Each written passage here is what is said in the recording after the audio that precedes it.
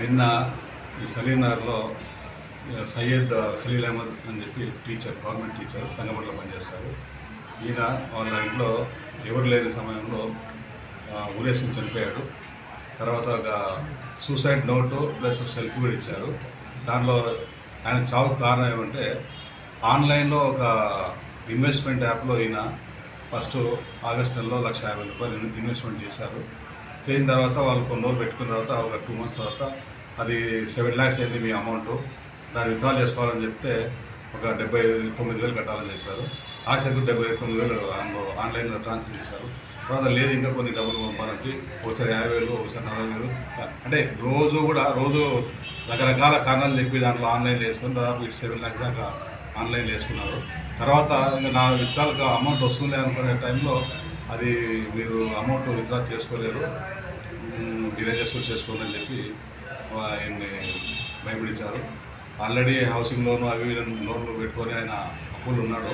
Plus ఈ online మోసం వల్ల ఆయన మనస్తాపం చెంది ఇంట్లో భార్య పిల్లలంతా ఫంక్షన్కి వెళ్ళింటే నేను మధ్యాహ్నం ఫ్యాన్ గురేసుకొని చనిపోయాడు.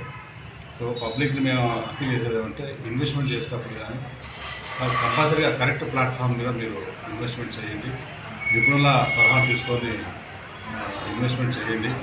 ఫేక్ దాంట్లో ఇన్వెస్ట్మెంట్ చేసి ఆశ పుట్టిస్తారు, రూపాయకు 10 రూపాయలు అవుతుందని చెప్పి ఆశ పుట్టిస్తారు. ఆ మాటలు నమ్మొద్దు. కరెక్ట్గా తెలిసిన వాళ్ళ దగ్గర టెక్నికల్గా సలహా తీసుకొని దీన్ని ఇన్వెస్ట్మెంట్ చేయాలని చెప్పి మేము అప్పీల్ చేస్తున్నాం. ఈ కేసులో భార్య కంప్లైంట్ మేరకు టైటాన్ ఎఫ్ఎక్స్ యూకే అని చెప్పి ఇది కంపెనీది, ఇన్వెస్ట్మెంట్ కంపెనీది.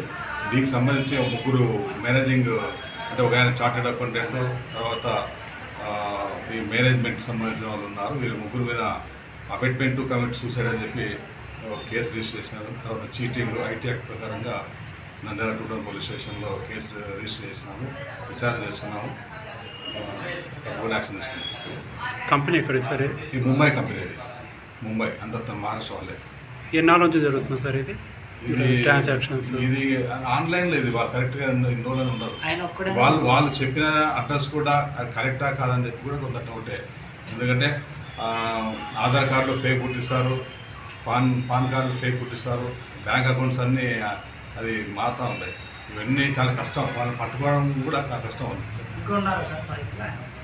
ఈయన